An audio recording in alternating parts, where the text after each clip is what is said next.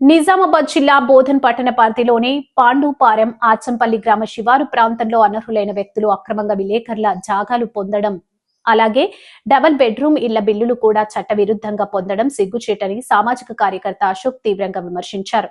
నిరుపేదల కోసం ప్రభుత్వం ప్రవేశపెట్టిన డబుల్ బెడ్రూమ్ పథకాన్ని కొందరు అక్రమంగా దుర్వినియోగం చేస్తూ నిజమైన పేదలను పక్కన పెట్టడం అన్యాయమని అన్నారు. అక్రమంగా పొందిన డబుల్ బెడ్రూమ్ బిల్లులను వెంటనే స్వాధీనం చేసుకుని అర్హత లేని వారిని తక్షణమే తొలగించాలని డిమాండ్ చేశారు. ఈ వ్యవహారంపై బోధన్ ఎమ్మెల్యే సుదర్శన్ రెడ్డి ప్రత్యేకంగా దృష్టి సారించి ఎలాంటి ఒత్తిడులకు లోను కాకుండా కఠిన చర్యలు తీసుకోవాలని కోరారు. అర్హులైన నిరుపేద రిపోర్టర్లు పేద కుటుంబాలకు డబుల్ బెడ్రూమ్ ఇల్లు కేటాయించి న్యాయం చేయాల్సిన బాధ్యత ప్రభుత్వానిదేనని అశోక్ స్పష్టం చేశారు. ప్రస్తుతం నిజామాబాద్ జిల్లా సబ్ కలెక్టర్ కార్యాలయం ఎదుట ఉన్నాం. సబ్ కలెక్టర్ గారికి అదేవిధంగా ఏఓ గారికి కలవడం జరిగింది. 3-4 సబ్జెక్టుల మీద ఈరోజు ఈ వినతి పత్రం ఇవ్వడం జరిగింది. Received copy. విషయం ఏంటంటే, ఏదైతే బోధన్ నియోజకవర్గం పాండు ఫారంలో సుమారు 80 నుంచి 90 మంది విలేకరులకు ప్రభుత్వ భూములు ఇచ్చారు, కొంతమందికి డబుల్ బెడ్రూమ్ బిల్లులు ఇచ్చారు అనేది స్పష్టత ఉంది. నేను అర్హులైన విలేకరులు, సీనియర్ జర్నలిస్టులకు, విలేకరులకు నేను అడ్డం కాదు.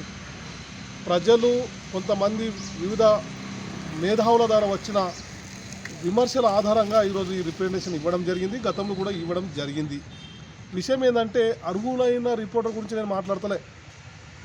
ఏదైతే కొంతమంది విలేకరులు ఇతర చోట్ల డబుల్ బెడ్రూమ్ బిల్లులు లేపిరు, ప్రభుత్వ భూములు కూడా తీసుకున్నారు.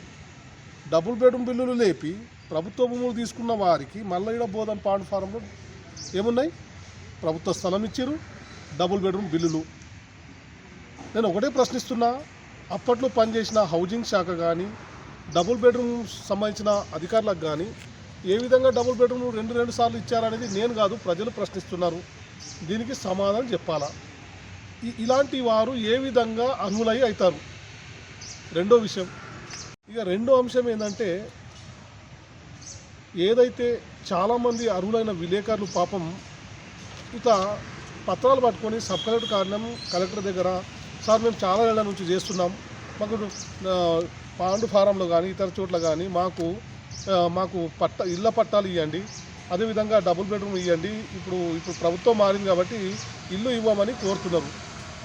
పాపం గరీబోలు రిపోర్టర్లు, గరీబోలు ఏం లేనోళ్ళు పొద్దున్న లేచినప్పుడు చెప్పులు అరిగేలా ఏళ్ల నుంచి తిరుగుతున్నారు సార్. అలాంటి ఎంతోమంది విలేకరులు, స్థానికులు, అర్హులైన నిరుపేద విలేకరులకు డబుల్ బెడ్రూమ్ అక్కడ ప్రభుత్వ స్థలం ఇవ్వాలి. ఇప్పుడు ప్రభుత్వం కూడా డబుల్ బెడ్రూమా లేకుంటే ఇందిరమ్మ ఇల్లు ఇవ్వాలనేది ఒకటి. ఇక మూడోది ఏంటంటే సార్, ఎక్కడో నిజామాబాదు, ఎక్కడో ఇతర చోట్ల ఉన్న గాళ్ళు అక్కడ కూడా పొందిరు. నిజామాబాద్లో కానీ గక్కడ కానీ పెద్ద పెద్ద విలేకరులు అంటూ అక్కడ కూడా పొందిరు. విలేకరులు ఉన్నారా లేదా దేవుడి కనుక, నేను కూడా విలేకరుగా మాట్లాడుతున్నాను. ఇలాంటి వారికి మళ్ళీ గీడ ఇస్తారు. మరి వీళ్ళందరికీ ఇచ్చినప్పుడు గీడ స్థానికులై లోకల్గా ఉన్న అర్హులైన నిరుపేదల విలేకరులకు ఏం కావాలా? ఇలాంటి మోసాలు జరుగుతున్నాయి కాబట్టి వాళ్ళందరికీ ఎంక్వైరీ చేసి ఇవ్వమని చాలాసార్లు రిప్రజెంటేషన్ ఈరోజు కూడా ఇస్తున్నా. ఇకపోతే అర్హులు కాదు, ఎన్నోసార్లు పొందిరు, అలాంటి వారు కూడా అక్కడ ఇవ్వడం, ఇది ఎంక్వైరీ లేదు ఇచ్చేయడం, ఇలాంటి అన్ని విషయాలు ఉన్నాయి కాబట్టి అర్హులైన రిపోర్టర్లకు ఇవ్వాలని ఇప్పుడున్న ఎమ్మెల్యే సుదర్శన్ రెడ్డి గారికి పాదాభివందనం తెలియజేస్తూ కోరుతున్నా. ఒకవేళ ఇయ్యని పక్షంలో ఈ విలేకరులందరినీ అర్హులైన ఉన్న విలేకరులందరూ తీసుకొని ఖచ్చితంగా జర్నలిస్టు సంస్థల పక్షాన, కొన్ని సంఘాల పక్షాన చర్చాగోష్ఠి పెట్టి రిప్రజెంటేషన్ ఇచ్చి ఖచ్చితంగా అక్కడ రిపోర్టర్లకు ఇళ్ల స్థలాలపై గుడిసెల పోరాటం జరుగుతుందని ఈ సందర్భంగా ఒకటి హెచ్చరిస్తున్నా. ఇకపోతే సాలూర మండలంలో పాపం సరడే సాయిలు ఉప సర్పంచ్ గారు పానాదికి సంబంధించిన భూమి సుమారు ₹1 కోటి విలువ చేసే ప్రభుత్వ భూమి కబ్జా అయింది, తీసుకోవడానికి ఉప సర్పంచ్ సరడే సాయిలు ప్రయత్నం చేస్తున్నారు.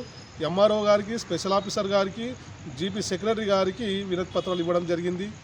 మళ్ళీ ₹1 కోటి విలువ చేసే ఒక ప్రభుత్వ భూమిని ఒక ఉన్నత వ్యక్తి కబ్జా చేస్తుంటే రేకుల షెడ్ వేసేసిండు. అప్పటి వరకు ఈ అధికారులు ఏం చేస్తున్నారు అని ప్రజలు ప్రశ్నిస్తున్నారు. మరి దాన్ని ఎందుకు తీస్తలేరు అనేది ప్రజలు ప్రశ్నిస్తున్నారు. కాబట్టి దాన్ని వెంటనే విచారణ చేసి అది స్వాధీనం చేసుకొని ప్రభుత్వం స్వాధీనం చేసుకొని దాన్ని ప్రభుత్వ భూమిని కాపాడాలని ఈ సందర్భంగా సబ్ కలెక్టర్ గారికి వినతి పత్రం ఇవ్వడం జరుగుతుంది.